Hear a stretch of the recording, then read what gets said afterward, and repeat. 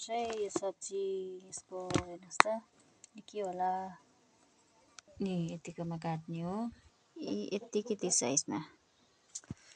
काटेको छु मैले पचाउनेमा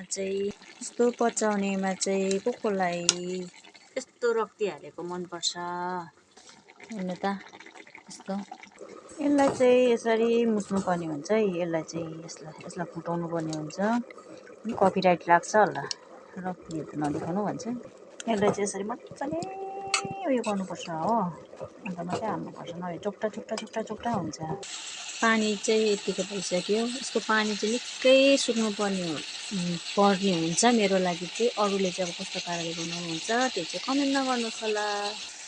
आफ्नो स्टाइल हुन्छ बनाउने चाहिँ हो भन्नुहोस् ल किन भन्दाखेरि चाहिँ अब आफ्नो स्टाइलले बनाउँछ नि त यसरी हाल्नुपर्ने हुन्छ हेर्नुहोस् त हालेँ हो त्यहाँदेखि चाहिँ मजाले चलाउनु पर्ने हुन्छ म चाहिँ यसलाई मजाले चलाइ पकाउँछु हो यसलाई